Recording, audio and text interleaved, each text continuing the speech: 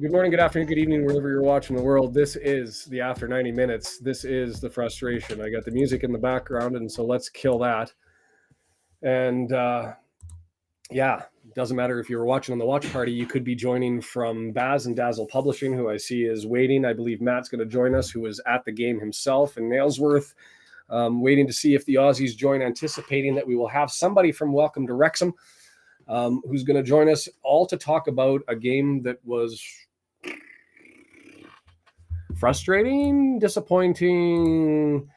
I don't know what words you want to use to describe what that performance was. Look, the goal that they scored was a byproduct of Young getting dispossessed, had knocked it down in the midfield, went to go and try and play it back, maybe had a little bit of time to do so, but took it off. Didn't see the man coming up from behind him. And in the process, EOC is moving forward to receive the pass. The pass doesn't come to him. He's stuck in the mud now trying to spin back. Doesn't work. A whole bunch of trouble there as they ran forward and potted it. We did get one back on a Mullen penalty. Ooh, as the kids are letting you know that they're here from preschool. Frustrating, nightmarish, concerning. I don't know where you sit on the fence, and if you're, some will say we're fine, we can do the run in like John did when he first started there. Some will say that this is a sign that we're destined for the playoffs. We got to learn to score. So I got three people there. I'm going to start to bring them in. You're watching from all sorts of places. It could be on my channel. It could be on Racecourse Ramble, Two Beards, DASLE, Welsh Beast, Local Pundit, who I believe Sheldon's filled in on their watch party, is going to be coming over. Brian's like, I'll take the point. Yeah, not good enough for me. And so I see Matt there. Oh, he wasn't at that game. And so I'll bring both of them in. What did I think that he was? And there we go. How are we doing? Good Gentlemen, evening. I've said enough for the last 90 minutes. Well, where do we start? Why don't I just pass the baton and somebody take it and tell me something positive, maybe? I'll give you a positive. I don't mind giving you a positive. So on Saturday, that first 45 minutes, we played good football, but we were not very good in the final third. After about 15 minutes, we started to do the same again. The centre backs are much better at passing the ball out compared to what we do when Tozer starts and he just lumps it long.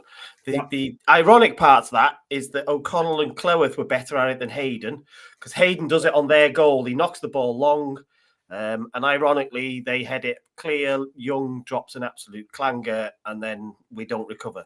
But that set us up better. But we haven't sorted the issues in the final third, have we? That was very clear that they've not had time in training to work on that. And we look like a team that doesn't practice actually playing football in the final third. And I describe it as paint by numbers. So it's painfully slow and therefore predictable for defences to read and to stop. And we've got this incessant fascination with hitting high floaty crosses, which are easy for defenders to defend. But that was the positive, was at least two of the centre backs tried to play it out from the back. After that, it was pretty abject, wasn't it? Yeah, I talked frequently about the touches in the final third because this was the first time, like, there were some opportunities that were available for us where decisions, like, I don't know what Cannon and how he got that little trickler in the first half. It was just, it was not even just the crosses were deficient. It was that now it was the finishing was deficient as well. So to me, it was double sorted. But Baz, let me know your thoughts. And then I see Sheldon's there, and I see the name that he put up for himself in the back room. Oh. I'm going to be curious if he keeps can't wait to see that. The little foreshadow. So go ahead, Baz. Tell us your thoughts. The first thing I'd like to say is Wrexham's performance was much better than my internet. So yeah, I had a few technical glitches. So my screen just froze. To which point a little pop up on my phone said that Forest Green had took the lead. So that was a bit frustrating, to be fair. But Osa Davey, I think he hit the nail on the head. Young on a half turn, whether he'd spotted the incoming Forest Green player. It fails to get the pass effectively, and then O'Connell's got an uphill struggle, fails to get goal side, and we're 1-0 down early doors. To a degree, I've seen Wrexham in the past where that early going behind early doors, it just fires them up a little bit to put a bit of pressure. I've seen glimmers of positivity, but we looked really positive in the final exchanges where we went 4-3-3 or 4-3-1-2 or whatever it was, because Mullin seemed to be playing a little bit deeper behind Marriott and Palmer for spells. But no, I mean, obviously the conversation on Saturday was where's Ollie Palmer? Well, he's come back today. He had a good header from the back post late on. But it just whilst it had a bit of power behind it, more than maybe Andy Cannon's sitter, and I think Jordan Davis had another one that just that finishing, isn't it? It's so frustrating. But first half, 73% possession, which is great. I personally was a bit frustrated. Kicking around to the backs. Yeah, it doesn't matter if you're just passing it around in the back. It doesn't matter. Yeah, and that was the part. I don't know if they keep the stats as to the kicks between the center backs and the kicks that actually move the ball forward. That'd be an interesting stat if they kept. You can get that data. You can get that up to do that data, and they have lovely graphics for you to see how frequent certain passes are made. So you can see where what they're trying to do, but it was aimless just around the back.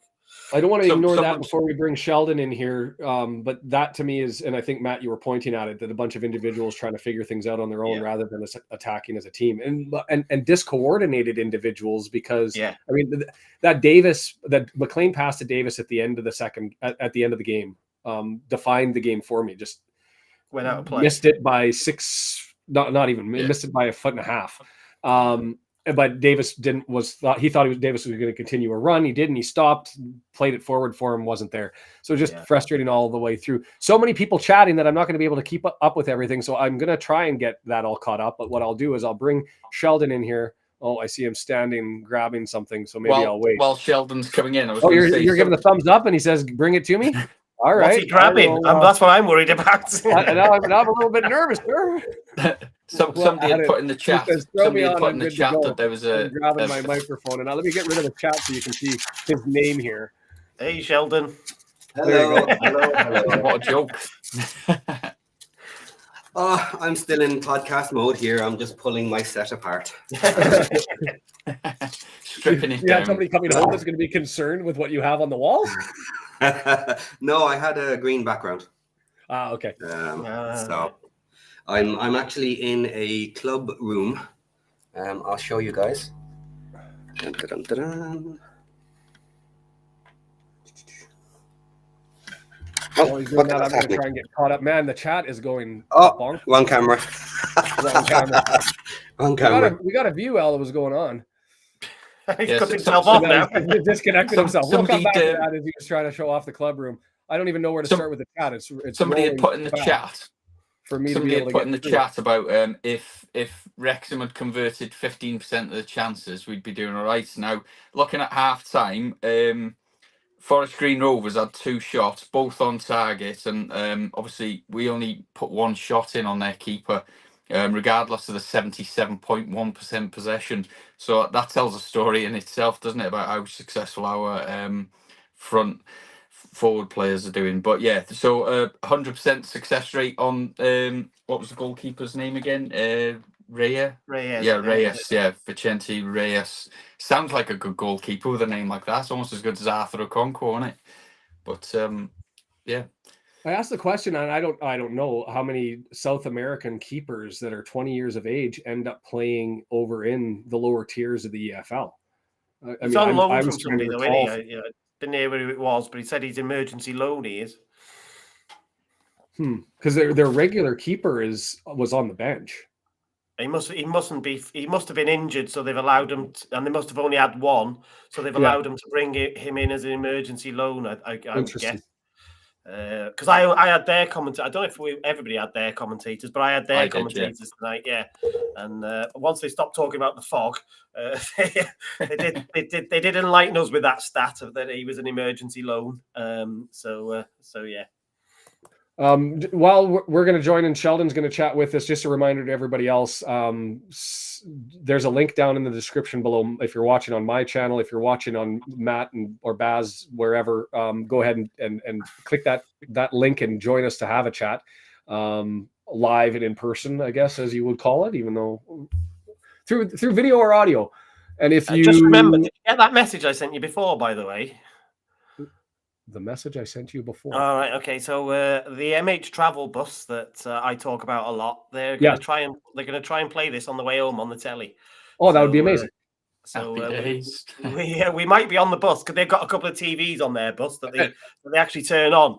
So they were going to try. So Haley might jump into the chat. That would be awesome, and we can say hello to everybody on the bus coming back and depress them through the journey with replaying this over and over and over. Have a steak and Wrexham lager pie on your way home at least, and listen to us.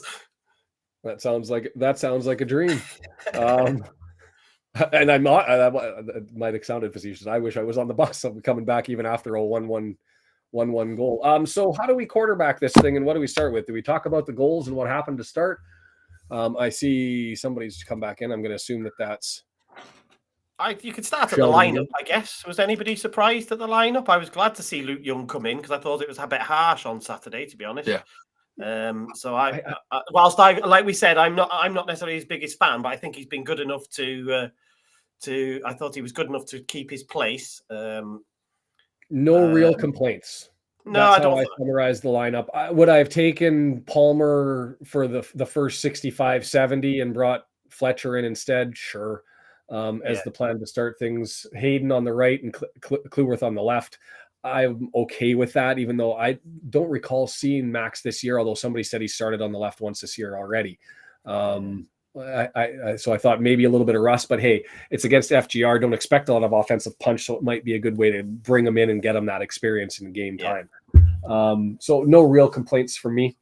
The lineup wasn't the issue. I was the same, but obviously then it plays out, doesn't it? And you see Hayden when he's not quite fit. It's the ball's like a hot potato for him. He doesn't sort of settle on it. He just gets rid of it ASAP. And obviously that did lead to one of the goals, sadly. That was a shame. But he did drive forward, didn't he, at one point? He does that now and again. Just for half time. Again. Not as much as some people would like him, I guess. It depends on how you want the game to be played, innit? That's the problem. I really liked O'Connell again tonight. I thought he was really good, pulling the ball out the air, not just heading it away, pull it down, try and start play. But again, he's made a cheese, isn't he? This is another one of another defender. I didn't even see really what happened. The fog. No, nobody did. We just assume it's a muscle. I don't know, Baz, you might have seen something. I'm assuming it's a muscle injury of some type. Yeah, to be fair, my internet dropped out. My internet dropped out about that point. So, but he did put in his post-match commentary. Only I don't think it was the last game; it was the game before where everyone was singing his plaudits, and we've all agreed on the call that he did really well. And then somebody said, "Oh, it's great you'll be back to the running now," and he said, "Well, I don't know if I'm fully back yet." So whether he had lingering ongoing issues that he was sort of playing through, that was my suspicion a couple of weeks ago, and I'm disappointed if he will be out any duration. But going on about Luke Young, there was a spell around 38 minutes, looking at my notes, where the ball fell well to Cannon. He lacked a little bit of power with the shot. He sort of hit it straight at the keeper. And then from about 30 yards out, Young had got in some good space, put a ball through to Lee, who had some quick passing movement with Fletcher. And unfortunately, it just that final connection with the ball, it was just lacking something again. But in little spells, it was nice, because the thing that frustrated me, certainly in the first half, was that we were great at switching the ball from side to side, but I took a couple of screenshots throughout the game just to sort of analyse later, but it looked to me like there was 3 of our players in a congested box where you just think that quick pass forward, try and catch a keeper off guard, but they're persistent in trying to get to the byline, whip long balls into the box, which will come off sometimes, but there was a spell where there was 5 Wrexham players in a box with like 7 Forest Green when they were 1-0 up, and it's just trying to punch that hole through. it's missing piece of the jigsaw at the minute. Yeah, I see, Sheldon, just so that you're aware, I see you in the lobby because I don't see on the screen. I'm just waiting. You say no or you say yes? You say yes. Okay, so I'll bring Sheldon back in, who's got it set up now. Hey! He's moved over to the phone and the setup as he's in the club room, and we'll keep going through things. While we were talking about Young, and then I'll let you guys do it, and Sheldon, you can tell us how you called the first goal that they had. I won't give away what I saw and the frustration that I had. We've been talking about O'Connell and where he played well. We talked about Young and how strong he was.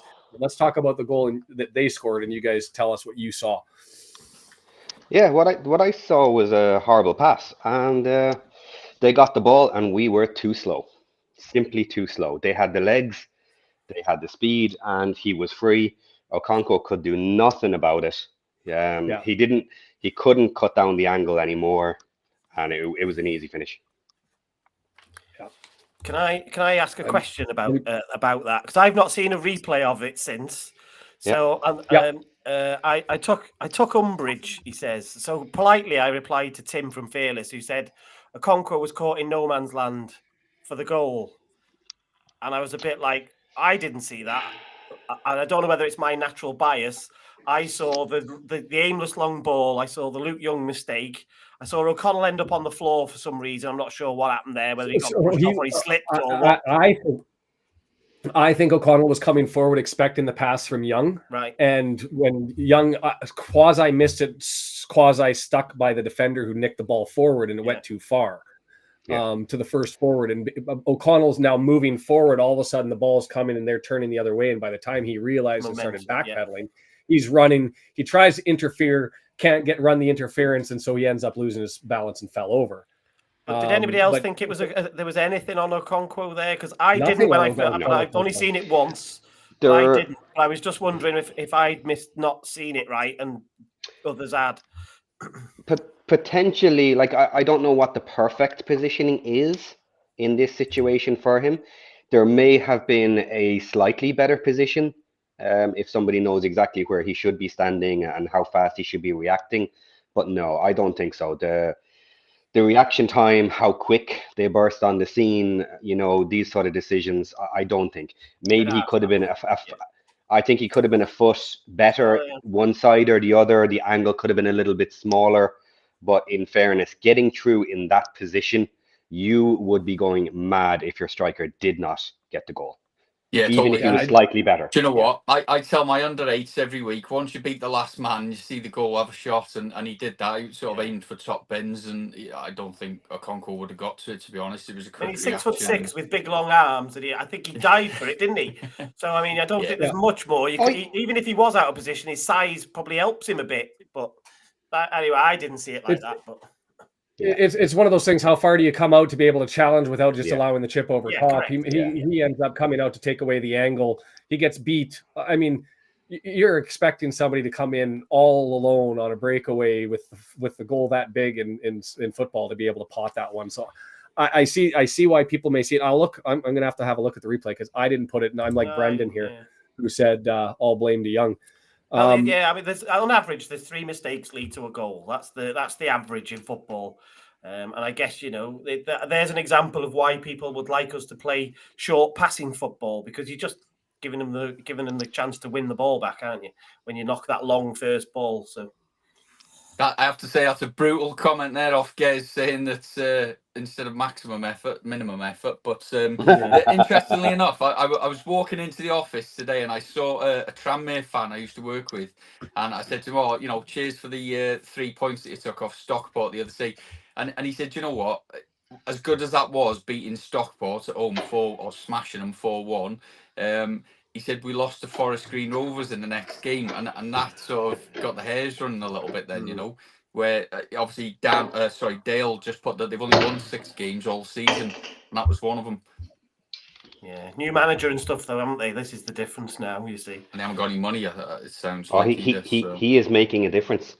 I could hear him all bloody game. I know he's making a difference. I could hear him shouting. It's always what you want, isn't it, when you're about to play him at the race course? So I made a bold prediction the other night, didn't I? That I got severely shot down. 30 points I was predicting. Obviously, 2 of them have just dropped off straight away after today. So yeah, I'm down to 28 points for the duration of the season now. Which I think John at the start of the chat put we only need 26 to 28 points to secure the top 3. 12-game winning streak. Cue it up and away we go. Yeah. Accrington Stanley at home. Surely that's a 3-pointer there. Let's get back to winning ways. Morecambe away, Harrogate at home, Tranmere at home. But it's the Grimsby away for me. I think we need out the next 4 games, 3 of which are at home. We need to be looking at least 9 points out of there. Well, yeah. 10 points really. We want to go into that Grimsby game full of confidence. Where are Grimsby in the league at the moment? 18th, I thought. They're only 3rd from bottom. I thought they'd be doing better than that, to be honest. Out of the last 6 games, they've drawn 3, lost 3. So maybe it's not a bad time to play them after all. Christina's on the aviation gin. Yeah. Another thing that was fascinating to me, and I know we were all watching on things, I don't know if you get to shut down the stream, but I haven't seen Parkinson and Steve Parkin, the assistant manager. I actually thought it was the FGR, the way that they were yelling at each other when I first saw it. I had that tweet. I saw that tweet from Chelsea. Who I'll read it out what she said. So I think she misspelled somebody's name. So I'm gonna assume what she meant was Parkin and Davidson arguing on the sideline. Not a good look, that. So that was at the end, I'm assuming. Yeah, it was right at the end. And they were going at it so hard that without me looking at like who was there and in the fog, I immediately assumed that it was the FJR coach and Parkinson having because they were at it. Yeah. And then I went, wait a second. Right. That's a Wrexham logo. Wait a second. That's the assistant manager. What is this all about? So that, I mean, a little bit of added drama there. If somebody wanted to go and take that full I follow clip and go and pull that one and show off their little. I paid no attention to that. However, I did pay attention to the interview with Humphrey Kerr with the FID boys. And, yes, that was a good little stint that they had. Yep. Yeah. So he said this: we're going to win the next 2, this one and the weekend. So, well, I guess that's not going to happen. But interestingly, he did say that the expectation is promotion this year. And for the first time I have ever heard anyone put it in any sort of terms that it is expected of Parky promotion. Now, I still think if we didn't get it, that Parky would probably get another half season at least to kind of see where he goes. However, this was the first tiny little chink that actually maybe some things have been said in the background, in the back room about what needs to happen. But look, I think Rob will be asking questions, won't he? Just like, what's going on? Are you confident in what we've got coming up? And I suspect that I think that'll have always been happening because I think Rob's like us; he's a fan, isn't he? So I think, but he's a fan with the keys to the castle, so that's the difference compared to us. Yeah, I just seen that tweet actually. Sean Williams put it on about 7 minutes ago with the 3 of them. What's it say? Parky's. It's a little bit of video footage. It's Sean SION WILIAS on Twitter. I think Fearless in Devotion just retweeted it as well. But interesting, controversial. I mean, Parky's been fairly safe, hasn't he, up to this point? But surely questions will be asked, won't they, come the end of the season now? Is he the man for League One? Who knows? The thing is, you can't just keep chopping, changing players, can you? Supposedly, I think these players are good enough to get us out of this league. I'm adamant about every other team that we go to. Their fans tell us how they'd love to have these players, don't they? Yeah. So these players are definitely good enough to get us out. I just, for a long time, don't think we've utilised them as well as we could, and I think that's the criticism. I don't think there's a lot. I don't think really. I know Kim says it's a results business there. I don't think is there anybody really sort of believe that Parkinson's in danger, because I don't believe he's in danger at the moment. Not yet. Yeah. I know what you're saying about Sheldon about later on, perhaps. But I don't, as we Yeah. sit here now, nothing's going to happen, is it? They're just going to start being a bit more challenging before and the end of the demanding behind season. the scenes, probably, aren't they? No, I would don't not even think want it'll to. happen during the end of the season. I well. mean, we're close enough. If they were expecting, like Humphrey had said, that we were looking for promotion this year, and we ended up being, lower table. And when I say that, like 13th and well off the expectation, I could see it. But I mean, we're sniffing about right now. Yeah. Do I question his in-game management capacity? Yeah. Okay. Am I frustrated with the strict adherence to formation stuff, which was the criticism that he's always had? But I mean, good. He's a manager who sticks with his guns, and that's what you're getting when you hire him. So you can't really be that critical when that's what you're getting. Yeah. I don't see, but I also think that there's a little bit more tolerance and acceptance for managers in North America. It's when you really fall off that you get tanked, but when it's just slightly below expectations, usually it's good enough to hold on to your gig. Well, so we'll see. We'll see. I have maybe I'm interested to see what you think about this. I have a slightly different thought on this, and it's only really come to me kind of from the FID interview. I had never kind of considered that he was in any sort of danger. We're guaranteed to get another half next year. But I do think they are looking at it partially like a business as well. They also want to keep a Welcome to Wrexham going. So let's just assume for a moment that we slide out of the top three, go into the playoffs, and don't make it through. Right? I mentioned last week about expectations and would we be as annoyed as we are if we were only on the upswing to get to where we are now. Right? So the problem is we haven't had that. We have been near the top. We have been literally next week we can be top of the entire league. So that is what people will see on the Welcome to Wrexham show. So how will they defend the fact that we did not get promoted? And also, what are they doing about it if they do nothing? So this summer we have half a team that are out of contract. We are going to have a new team next summer or next year, no matter what. So that's happening. So there will be a new team. However, like getting a new manager as well is another exciting element to the team to next season. And as well, what happens if you give Parky another 6 months after we don't make it this year? He gets to select a brand new team. And then if it goes wrong in 6 months' time, you need to get a new manager. Yeah, and he has a brand new team. They're all on new contracts, and he can't get rid of them, and he has no chance whatsoever. This is actually the perfect opportunity to wipe the slate clean. Say we need a brand new team anyway. We need a new manager to bring that team in. Parky has messed it up. They're not going to throw him under the bus, but you can be delicate about these things and just say, look, they'll pay him out. He's on a rolling 1-year contract. So he can go whenever he wants with a bit of notice. They can get rid of him if they're willing to pay for a full year. So anybody want to respond to that? Yeah, I would. Devil's advocate? Go for it. So I think there's an element of what we potentially go through from basically the first season of the takeover, isn't there? With the we end up falling out to Grimsby. So it's almost a duplicate of that. So I think you're thinking like a TV producer and not like a footballer with that. And I think that's one of the reasons that Humphrey at the last Whistle Reds meeting said that they are at some point going to introduce a director of football, which would obviously in the future, not now, will alleviate some of the problems that you're talking about, Sheldon, because your director of football is more influential in recruiting, isn't they? And the managers become more like coaches, and they have to fit into your philosophy rather than the other way around. So I don't think they'll be thinking about the documentary at all. I think the documentary just follows whatever happens, the highs or the lows. But that's what I think. On the football point, there's the too much too soon concern as well. I mean, you're right that we're going to end up with an overhaul of players, and I appreciate that there's the concern of the risk that if you let Parky take control and set the players as to who they're going to be in the future, and then you want to get rid of the manager, now you've got square peg round hole sort of situation. But at the same time, I like trying to look forward without having to replay this game in my head.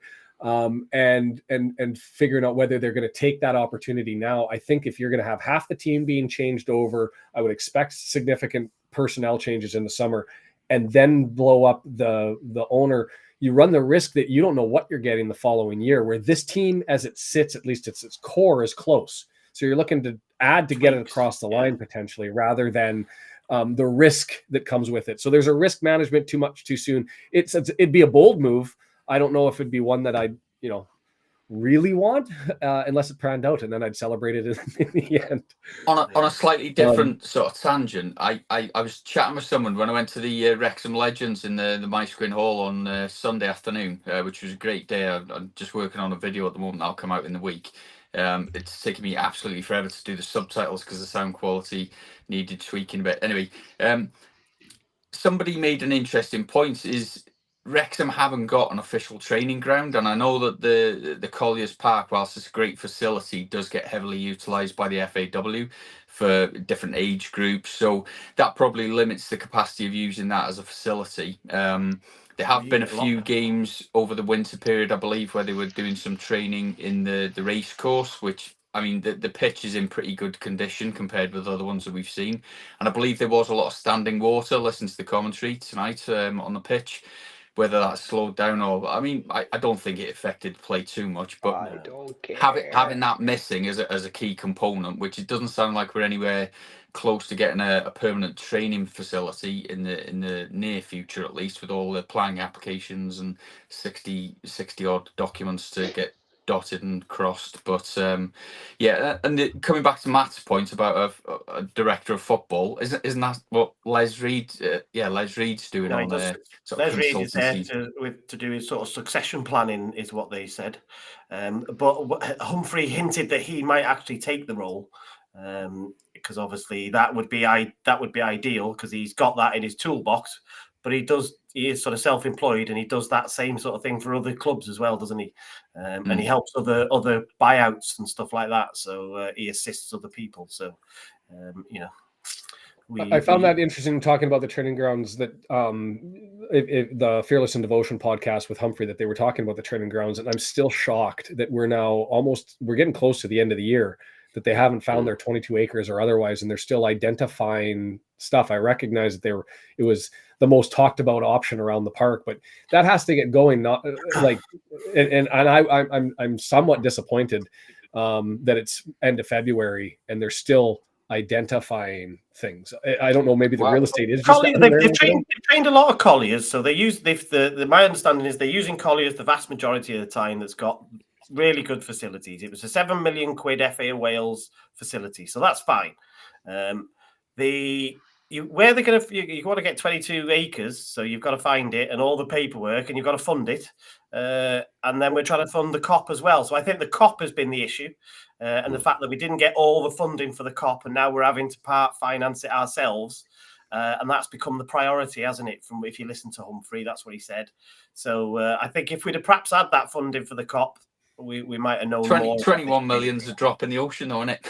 I think they were asking for over 20. Was it 21 million for the COP they were asking for in the funding? That's mega money, isn't it? So the council are going to give us some, but we've still got more to find. So it's a shame the trust didn't apply for it when just before the Brexit vote and the Conservatives took over in Wrexham City, but. It might have been a different swinger then, but unfortunately, I think the Conservatives have made plans for that 21 million, so Wrexham won't be getting a sniff of that. So, but again, we're in a fortunate position where we're getting a lot of corporate sponsorship deals that are going to supplement and put that money. And again, a lot of it will probably be financed against our McReynolds assets. Yeah. Well, so that's why they need the ground. You need the ground. You need those assets. Yeah. I do like the fact that the game went absolutely horrible, and we're all sitting here talking institutional. So let's talk football rather than politics, shall we? Let's talk about the management. Let's talk about the who was player of the match, because I'm not sure I can pick one. Okay. Guys, do you want to throw me into the background there? I'll listen to the podcast. I'll clean up here for 10 minutes, and I'll join you back. Perfect. Sounds good. And while he's doing that transition, if anybody wants to fill the gap, and go ahead and do that. Player of the match. Oh, I'm going to have a look on FotMob just to see what they. I'm not saying that theirs is perfect, but I'm just interested to see what the analytics have sort of picked out. You know what? The only person who was stirring the drink, whose I was- service was at least somewhere in the ballpark, I'd have to give it to Barney again. Ooh, okay.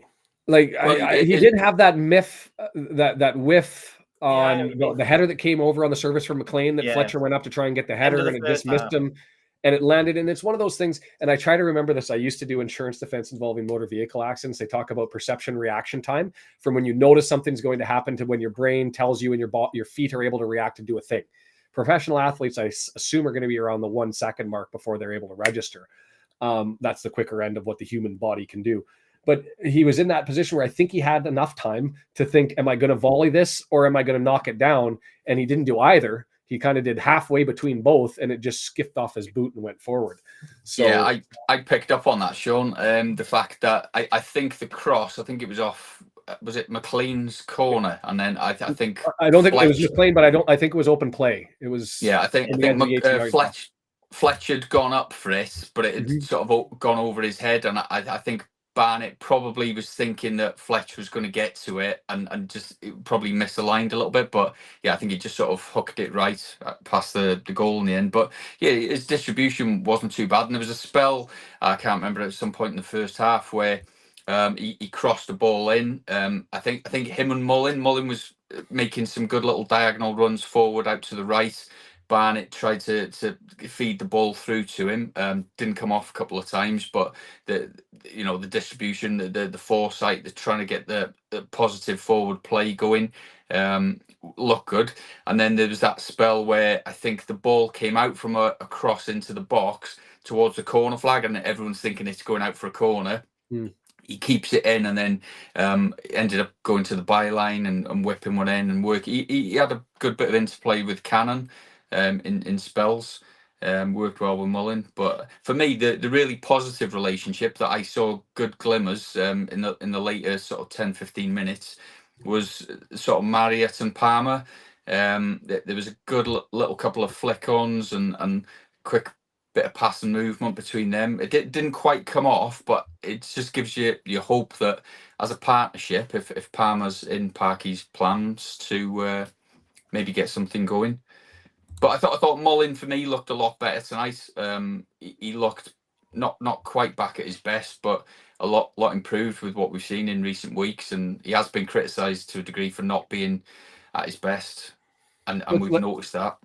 Let's talk about our goal and what built up to the penalty. We had the comment here in the past. Dale said, "Man of the match, the referee for giving us the penalty." I had the home broadcasters, which was fascinating to hear. I didn't understand what they were talking about because what did you see? Because I know what I saw and I put it out there publicly. So tell me what you saw on that penalty, either Baz or Matt, whoever wants to take it. I think the obvious thing. Oh, go on, Baz. Oh, go on, Matt. Sorry, Jon. No, go on. You go on. I was going to say, for me, it looked like the defender had gone up with the goalkeeper, and it looked like it might have been given for a handball, possibly, because I seen a hand come up, and my stream went a bit fuzzy at the time. But then obviously, that's what they were talking about. That's not what I saw. But I was wondering where even the handball could have come from. But Matt, go ahead. Mullin stumbled. Mullin very cutely left his leg after a bit of a reckless. Desperate. They were probably a bit desperate, weren't they? It was a desperate sort of tackle. I don't know whether he was sliding much, but he was on the floor. He was reaching, and the boot was up a bit. He was reaching. Mullin left his leg there to be hit. He knew exactly what he was playing the percentages, and quite rightly won a penalty, should we say? Yeah, that's how I didn't see the handball. What I saw was Reyes went up on that cross and he knocked it down with his right hand. Right, and spiked it almost to the ground. It wasn't intentional. He went to try and collect, couldn't. It ended up coming down off his hand and landed in the general area of Mullin, who went to go, and I think he could have got there and actually just buried it, but instead the leg was there to take, and he took the leg and drew that penalty in, and it pointed to the spot. Do I think it was a penalty? Yes, I thought it was clear as day. But it certainly was one, as Matt said. So that's why I was confused, Baz. So I appreciate you telling that you thought that there could have been a handball in the interplay, because they were talking about it. And I was like, I didn't see any handball. I saw a spike from Reyes. But Interesting. Other than that, though, I'm with you, Baz, as well. You were talking about the Palmer Marriott interplay, but the only question that I had in the back of my mind was, is this because we've now got three? They had the benefit of having somebody else creating a threat up front, and was it because of the nature of the game? Yeah, the high press was there. So I don't know. It'd be interesting to see how that goes, but great that there was some positive signs. To me, that last 7 minutes was the only time that we actually strung anything together. And there were still some mispasses, i.e. the McLean to Davis mess up in the midfield. For everybody else, just a reminder, 41 minutes have gone through. We were usually here for an hour, a little bit more than that. I don't know if Matt wants, if you can keep us here longer, if you logged in with the different login or not. I don't have any options. No, don't have any options. As long as you're so you're waiting on me. So on a Tuesday, I still have work to do, and we'll be covering that. But if people want to join, by all means, that's what we're here. I see Stace has had her views. Kim's always throwing out her insights, and she's been giving it to people about unrest on the team and all that sort of stuff. And I'll always love to hear that. So feel free to pitch in. What else do we get from this? I mean, it was just Young right on the edge of the box on 43 minutes, right? Ball comes to him and he had a bit of space in front of him. And I'm thinking, just have a shot. He's got a hell of a foot on him for a shot. We discussed the other night. But he passed out right to Barney, and that for me, just too many times where we've got three players in the box, just try and feed the ball forward, that positive play rather than always switching back. But then the other point I was going to make was just after the triple substitutions, Mullin had a brilliant chance where after a bit of a half turn and drive in from the left to beat his man, it just sort of dipped, I think, over the bar. Yeah. And then shortly after that, Palmer header onto Marriott, which just mentioned, flicked into Mullin for another decent shot. So again, Mullin for me, he certainly in the later stages of the game, he was getting himself about, and and he was switching from out left side, right side, through the middle. And yeah, just a bit disappointing didn't come off for him, other than obviously the penalty. I'll take that every day of the week, but we know he's a little menace, isn't he, with the trailing leg. You talked about the Young kick, and remember he had that one earlier in the first half where he tried that one from well out, 35, 40 yards. Like, it was from distance, that screamer that it had lots of pace but missed quite by some distance. And after that miss, and not just consequential of it, but after that miss, I was wondering if that's why he was distributing more than having the crack when opportunities were there. But it seems to me like they're in their own heads. They're trying too hard. They pass it around for 3 minutes. They really want to get something going, and then it seems a little forced. It's not just the natural flow of things. Is they're racing, and that's the sense that I got. That link I put in the chat. Are you able to bring that up? Because tell you what, you want me to bring it up on really the really interesting when you look at it after the 90 minutes. It's really interesting because on paper they will. I'm sure Phil Parkinson will send that to Rob and say, look, we look like we did all right here. But it's not what your eyes tell you. This is why you can't rely purely either on your eyes or purely on stats. You have to use both. While he's bringing that up, right? Michael Hillier's just put a great comment. Promotion's probably wanted to get Arthur to re-sign, but I doubt he'll stay if we don't go up. Now, how many years have we said that about Rob Lainton? And through thick and thin, he's stuck with the club. Just a shame. Obviously, Rob Lainton hasn't even been on the fringe. I don't know how he's coming with his recovery, but good point there, Michael. Bring it up. Can you make it a bit bigger, perhaps? Just and scroll down, Sean, to the momentum, and there's some momentum, and then below that there's some stats that are color coded. There's the momentum. If you go down, I mean, you look at those stats. Where the XG is increased because of the penalty. To be fair, but on paper, you look at that after the fact. You go, we were unlucky not to win that game. I'm sure will be Phil Parkinson's press conference. And if you look at the momentum, we chased it through the entirety, right, Matt? But that's all come late, is what it would feel like to me. That's all come in the last 10 minutes or 15 minutes. But if you scroll up to the momentum above it, because again, there's evidence to say you've dominated a football game in there. But it's just highlights the fact that in reality, what we saw was lots of play that was, as Kim calls it, anemic. That's what my wife calls my chips. She likes Do you them not well cook them for done. long She enough, likes them well done. So yeah, I thought audio there, that's so I had really to kill that interesting. for a second. I look at this and then I also look at it from what we've been saying to Magpie fans throughout all of the games that we play with them is this sort of high number of accurate passes and high number, like I guess their XG is never really that high, but really you said it's because of the penalty. The penalty drive, yeah. It screams Notts County, and that's Kim just said. Took my thunder, Kim. Brilliant. That was typical Notts County game played by Wrexham. And so I can't get too excited about the stats, although, and I also say it was different because they parked the bus after they scored their goal. I don't think that they were that closed in. Once they got there first, they said, we're just going to hold on to this one. I wonder how that game would have played out if they don't score in 3 minutes. Mm. Yeah, I don't think it would have been quite play a bit of game management at spells. But and I think won nothing on a penalty. What are you talking about? There's no butterfly effect in football. 65 minutes in, the commentary team was saying, yeah, they're going to hold off here and just start, Wrexham need to come out the trap. So that, Forest Green are very quickly going to be taking as long as possible with every single corner. I know the referee did go over. I think they had a goal kick at one point or a free kick on the edge of the box. And it was just a case of like, get a wiggle on. Don't be wasting time. Sheldon's back in the room. Sheldon's back here, and then we'll get rid of this. But we were talking about man of the match, and maybe that's where we jump in. I mean, Mullins up there because he's got the 8.3, and because he's got the goal. That's the penalty. Surprising a little bit. I mean, Max, I thought that he did well. I don't think that he did exceptional. There was the one little hitch step he had where he kind of got in between the defender as to, am I going to go and play the ball or am I going to play the man who crosses in front of me? Did neither, and there was a bit of an opportunity there. But other than that, nothing really egregious that stood out. Lee at 7.9. I still look at it, and I'm like, I don't know. McLean didn't really have an exceptional one. Barney was the only person who I thought was stirring the drink consistently. And that's why that would be me. I don't know. Anybody else have a thought on a man of the match? I'll leave that up and then we'll pull it.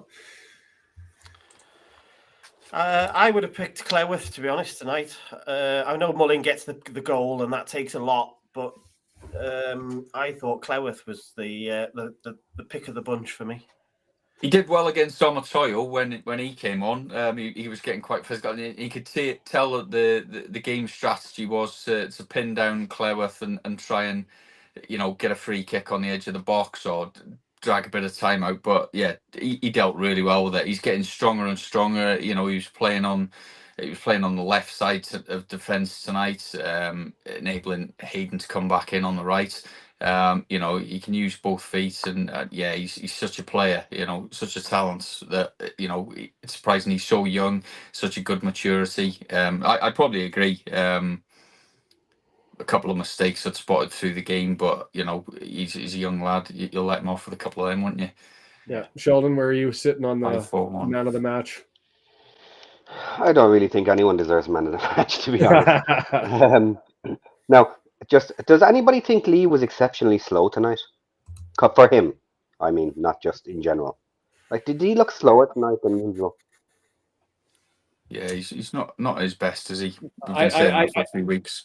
Yeah, I don't think it was a pace issue for me. It was just sort of the continuing on the outside and not able to connect anything through. The magic is gone as far as what you normally see is a set triangle set up and some play being him wheeling away and peeling away with the ball. And I just never saw that. Or if I did and he was able to peel away with possession, it was always kicked back to the center backs and then going around on the switch. So but I didn't notice a pace difference. Okay.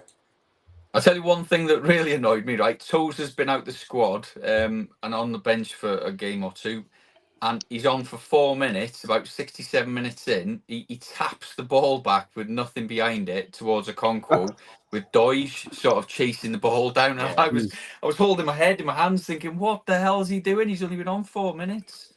So that was a bit disappointing. His hoofball came in handy when we were sort of pressing for the equaliser, but again, he was putting a bit of a high press and Dale says virus. I was saying whoever you pray to, whatever smudge you need to do, what voodoo, whatever, somebody needs to get it because it's not Jekyll and Hyde night and day.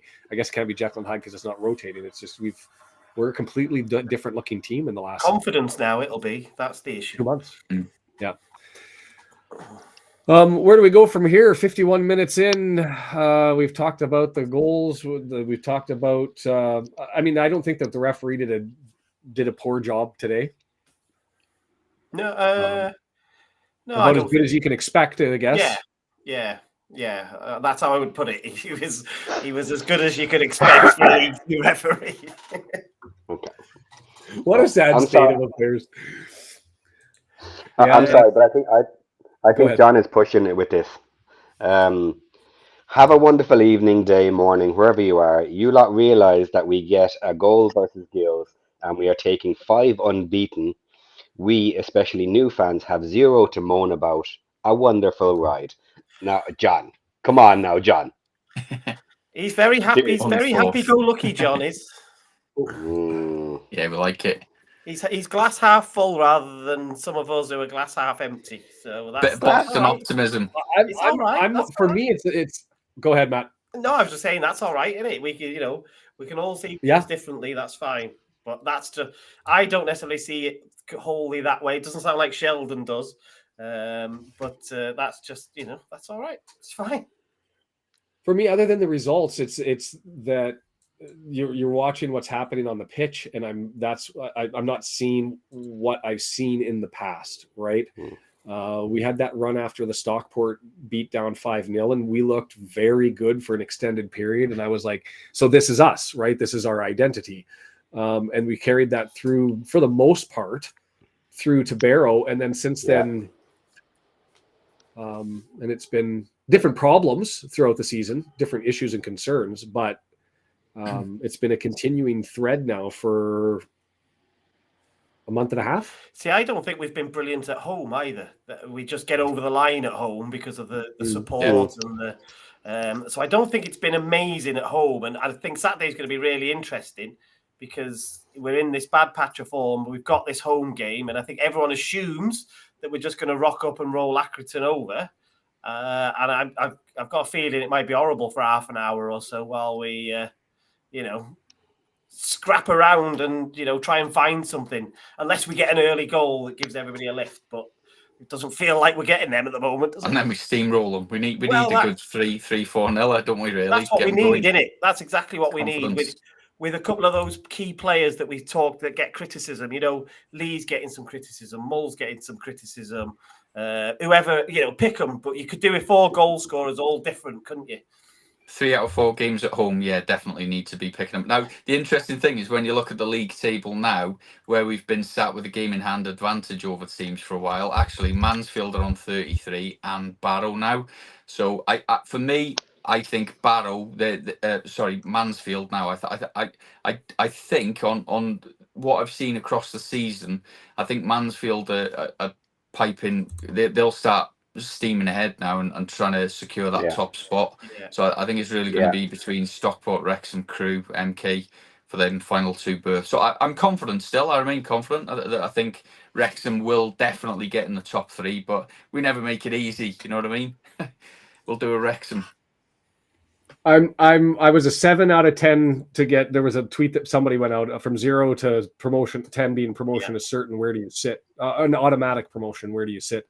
And I was 7 before this game. I at least I'm down to a 6 now. Yeah, it's getting closer to that. I mean, we're sitting in 4th. MK Dons is 2 behind us, and they've only lost 1 in their last 4. I guess so have we, but we've got the extra draw. The Crew's got a really good schedule. Yeah, they do moving forward. And as much as people don't think that they have the ponies, they've played everybody except for us. Yeah. So you got to give it to them. Stockport a little bit tougher because they've got to go away.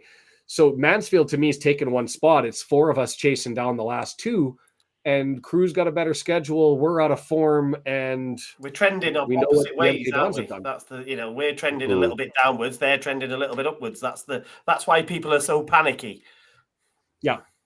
I think if you look between Crew, Wrexham, and MK Dons, who are in terms of goal difference probably the closest to each other, for me, Crew and Wrexham very, very close. MK just slightly off the pace, but they're obviously conceding less. We just need to get back to our best scoring goals, and then I think that goal difference is a real key indicator in where teams are going to finish. So for me, it's very, very close between third, fourth, and fifth at the minute for that final berth.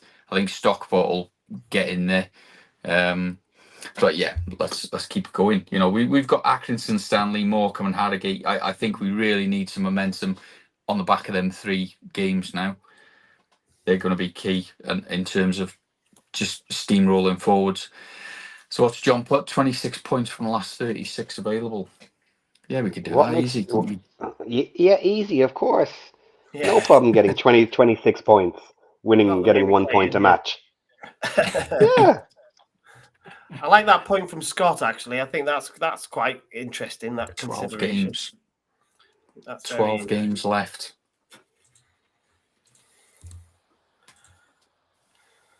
So I can't remember where I seen it. I'm sure it was on Twitter the other day. Somebody put a tweet out that the last time Wrexham secured promotion from League 2 to League 1 after 32 games, when you looked at how many points we were on that season, and up there was Did you bring it up the other week? Yeah. I'm sure I've seen a tweet somewhere, and it was ironic that you had the likes of Crew, Mansfield, Stockport all in there.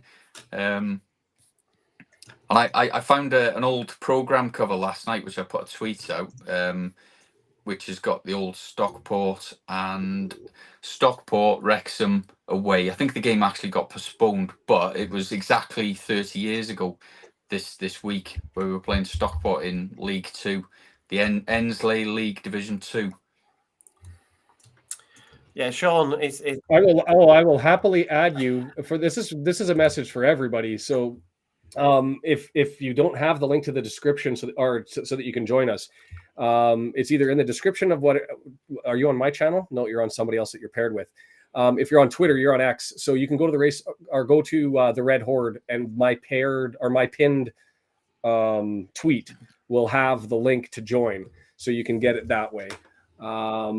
I don't know if you guys tweeted that out. I put it on DASLE earlier as well, with the link, DASLE Publishing. I don't know, Matt. I assume that yours is there forwarding it forward. So if you're on X, you can certainly join us by finding that and hitting that. While he's searching to do that, I put this together, and I don't know what your guys' thoughts are, but I just needed to see things graphically to compare. But this was the upcoming schedule for all of the teams moving forward, and with the odd. This Stockport game against Salford and Crawley on the 14th and the 18th that make no sense. It's like a Monday and a Thursday game. I've never seen that before, but I found it interesting. But when we were talking about making hay going forward, yeah, it's not Easter, is it? It's an odd. Easter's later than that, so it's an odd one. Easter's very early this year. It's March. Sorry. It's March 20, end of March, I think it is, isn't it? Yeah, it is. It's right across March, April. Yeah. Anyway, sorry. Yes. What I found interesting going through this is you line up where we are with the next 3 games, even though we're 3 of 4 at home. You've got Accrington, who's 14th, and that's one of the tougher matches between the 4. You've got Morecambe at 10th. That week, it's one of the tougher matches. And Harrogate in 11th. That's clearly the toughest of the 4 matches based on just wins and losses and points of opponents. After that set of games, then it starts to turn, and it's either games where we're against direct competition or bottom 3rd teams. And we've got our run-in after from Tranmere going down, I guess, is ones where we control our own destiny.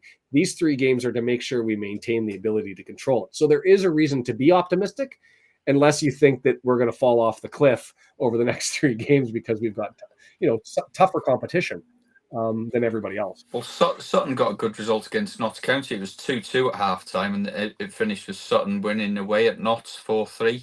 So lots of goals. I didn't see who scored them, but...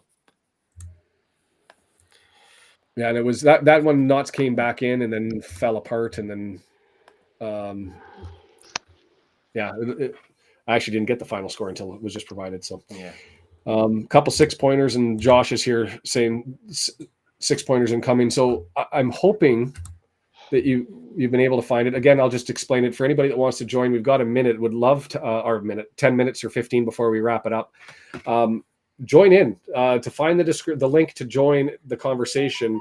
It's either going to be in the description to whatever you're watching on YouTube. If you're on X, you're going to have to search for the tweet. You can find it at the Red Horde. It's pinned. Matt tweets it. Baz tweets it. And so those would be the easiest ways to find it. As we go to wind things down, what do we do with Accrington coming? Do we even worry about that right now, or do you just try to sleep this one off and say stuff it? Well, you've got to phase into it now, haven't you? You know, they'll have a day off tomorrow, which gives it's Tuesday today, isn't it? They'll have a day off tomorrow, which means Thursday. See, this is the problem. You've got 2 days to try and. I was laughing at you, John. I don't know if you saw John's earlier message, but that's what I was laughing at. In a nice way, though, John. Kim said we've got to score goals, but we haven't got a lot of time on the training ground, and this is the problem with this time of year. Once you get into a rut, it's hard to get out of. So, that's the concern. On the upshot, Accrington don't have any of the top 22 top scorers in EFL League 2.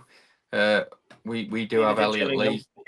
We do have Elliot Lee and Paul Mullin, but unfortunately for Accrington, I don't know. I just hate their owner. Yeah, well, obviously we're discounting the tickets this time, didn't we? So, I missed that, Matt. You're gonna have to repeat it because it froze up for me. Did it freeze up for anybody else? Just say we discounted the tickets, didn't we? So just to annoy them even more, we've given them some cheaper tickets. Increased theirs, Tyson Fury may be there. Who knows? The Gypsy King. He might rock up at the race course. What, for Morecambe? Oh no, it's Morecambe, isn't it? Yeah, I don't know. I was thinking Accrington. Yeah, he's Morecambe. Similar. They've got reddish badges, haven't they, and stuff? It's across the border. Well, guys, look, we've seen the lineup for the rest of the season, and we all know exactly what's going to happen. We're going to be in 3rd/4th with Crew for the remainder of the season. The second last match is going to almost be the decider. And if we do beat them, right, we're going to go ahead by no more than 2 points, and then we're going to have Stockport as our final match. And who do Crew have? Who do Crew have for the final match? Colchester away. Been there, done that. Tough place to go, that. Like just as you know. New managers, they'll have you flying by then. Sheldon's going to make the difference away at Crew, I think. Yeah. Lubricate your vocal cords and plenty of singing. Get them over the line. I'm not there for Crew. I thought you were coming over for that one. No, it's 1-1 before. Quality. All right, yeah. I was actually hoping we'd have the top 3 wrapped up by the end of quality, but maybe not. No, man, that would be a run over the next stretch, wouldn't it? Yeah, 6 points over 4th place. Stockport's failings have started about 2 weeks before ours. Yeah. And so I'm not convinced that they're entirely guaranteed their second place spot. And MK Dons is still sniffing around, and they have 2 against Mansfield, 1 against Stockport, and 1 against Crew. So they're very much they've got a lot of 6-pointers to be able to do some damage and assert themselves there. There's still lots of questions to be asked. The easiest way is for us to just lock it up. But it feels like we're going to be searching for help as we go through this process. I think at this point, I just want Mansfield to win every game and just run away with it, because that might do us a favour if they win those 2 MK games and whoever else they've got on your table. I think they've got nobody else in the top. We're the only team that plays all the others in the top 3. They all play us, and they've played each other. Yeah. Those MK games we could do with them winning probably. And maybe this is the point that Josh just threw out there, is we're still within a show. Sorry, Baz. Go ahead. No, Kim had put Stockport's even more anemic than Wrexham last few weeks. Yeah. Well, I think we're arguably running out of gas here, are we? We've kind of played that one through as a frustrating game. There wasn't a lot of talking points for us, was there? That's the problem. It was, Yeah. Yeah.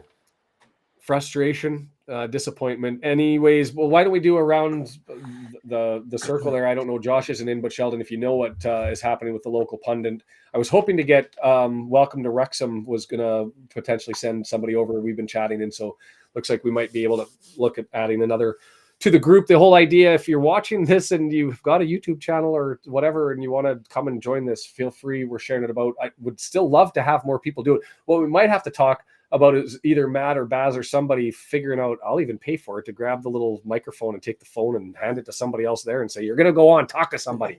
And we'll force Wrexhamites at the games to talk to people. It would be a fun little thing. Anyways, why don't we go around the horn as far as I've got it on my screen. Baz, what do you got coming up on DASLE Publishing? Well, yeah, filmed some cracking interviews, ex-Wrexham players, including Gary Bennett and Carl Connolly, who were regulars, and we could have done with them up front tonight, really. Get 4 or 5 goals for us. Start building that goal difference up. But yeah, I'm going to put a video out. It's got some great ex-players interviews in the Maesgwyn Hall, and obviously we're at the racecourse Saturday for the Accrington Stanley game, so we're doing a match day vlog, speaking to a few away fans and the usual sort of stuff. But yeah, join us on DASLE Publishing. Make sure you subscribe along with the other guys, and it'd be great to try and get a few extra subscribers, especially for what's clearly going to be an exciting run-in. So thanks again for hosting tonight, Matt. Sean. Whoever. I'll take all the glory. That's fine. Sheldon, I don't know if you know what Josh is up to, and I mean, if you do, feel free to comment. Go ahead. Yeah, Josh is back home now. He just flew in there a couple of hours ago. Most likely he'll have a video up tomorrow. And the local pundit, he covers all the matches, does all the live streams. I've jumped on with Ivan a couple of times just to cover when he can't make it. And we've a nice team on Discord.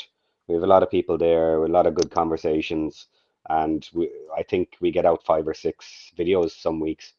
So a lot of content comes out there. If people are interested, they can join the local pundit and the Discord, and jump on with us. Awesome. Matt? Podcast stream tomorrow at 6:30 our time, UK time, which is the usual one. So we'll be on for an hour and a half-ish. And then Thursday, I'm recording at 4:30 an interview with somebody. This is the one I've been teasing a little bit. Secret? So no, it's not really, but it's somebody that everybody will know once the interview comes out. I'm not sure when I'll put that out. I don't know whether I'll put it out this week or save it for a week or two. Depends how it goes. But yeah, that's being filmed at 4:30 on Thursday. It's not Brenda, is it, that sells the village bakery pies at half time? No. Can you imagine that? You imagine that? It's like, yeah, this is somebody from the ticket office. Look, let's talk about ticket sales and merchandise. I've got a video that I did the research on policing costs that I don't know if I'm going to have enough time this week to be able to get it out, that I wanted to get out before the Accrington Stanley game, just because there have been statements made by their owner about policing costs as to why they did the fee. And so I went, well, what are the policing costs, and does this make any sense? And so I want to be able to grab that evidence and fact that I found to be able to put it out in the universe so that everybody else can consider whether it really was justifiable in doing the markup or not. And so I'd like to put that in the universe. So we'll see if I can get that done in the next 3 days. Other than that, watch along on Saturday for Accrington Stanley. And a reminder that we haven't talked about, and maybe there's good news and hope and optimism and wonderful things in the future. The Wrexham women on Sunday. Yeah. They've been off for a while with their gap between the end of the first phase of the season, the start of the second. They've got their FAW Women's Cup semifinal against TNS. Interesting that it's a neutral site game. I don't know why that happened, but in any event, it will be on iFollow if you've got it, and you can pick it up there for free, I believe, without a membership. And so grab that. We'll be there for the watch party for that one, and that's on Sunday after the Accrington game. Other than that, that's pretty much it. Do we have one word that we can pass around and take the time? Like, I've been saying frustrating repeatedly, but does anybody else have another word to describe that one? Stacey went with shite. But feel free to throw out one word to describe that game against FJR. Baz, what do you got? Anemic. Anemic. Beauty. Thanks to Kim Sheldon. for that. Well, being Irish, I love the word shite. Shite. That Yeah. works for me and Matt. I just meh. It was Meh. meh. It was Yeah. nothing performance really in the end. That works. It was we got a point. We needed more. I wanted more, and it is where it is. Thanks to everybody who joined us here. John just chimed in with that exact same thought. Point. Hey, Sean, one final thing. What about predictions against Accrington Stanley? I'm going to go for a bold 3-0 clean sheet, and we're going to get some goals. I'm going to go for 3-0. Nuts. Offense has disappeared, and you're going to say it's all going to show up on Saturday. Yes. I hope you're right. I hope you're right. I don't know. Do we have score predictions, Sheldon or Matt? That you wanted to do this early? Yeah. No. Yeah. 2-1. I think we'll win 2-1. I think it'll be 10-2. Them long And balls that's getting off clipped those, and thrown those around will the be internet starting. all over the place. I'm going to go with a 1-1 draw. Oh. And John's going to be gunning for you. Lack of optimism there. I know. It's going to be a 1-1 draw, and it's going to set the panic buttons alight, and it's going to be interesting to see how the team answers the game after that. I'll tell you what, Twitter will be fun if that happens. Well, can't come after me. I'm not kicking the ball. No, but just generally, watching the reaction to it. I mean, not to you. Watching the general comments is what I meant, really. Yeah, it'll be anyway. I hope I'm starting to get from Look at that. John's in there with the optimism. 5-0 battering. That's he's unsubbing me. Okay, to everybody who's joined us for the After the 90 Minutes, and especially to these guys, thank you so much for joining. I'm having a blast doing these. And Matt's been putting those out. If you want to watch on the podcast, you don't want to watch on the YouTube when you're running around. Matt, you go to the Racecourse Ramble, wherever you pick up your podcast, Spotify, Google, Acast, however you get it. I'll do that and tomorrow. he will put those up there. Yeah. And so perfect for everybody. Everything that was a Tuesday, and we'll move on. Accrington Stanley coming up on Saturday. Take care, everybody. Get back to work, Sean. Cheers, buddy. Thanks.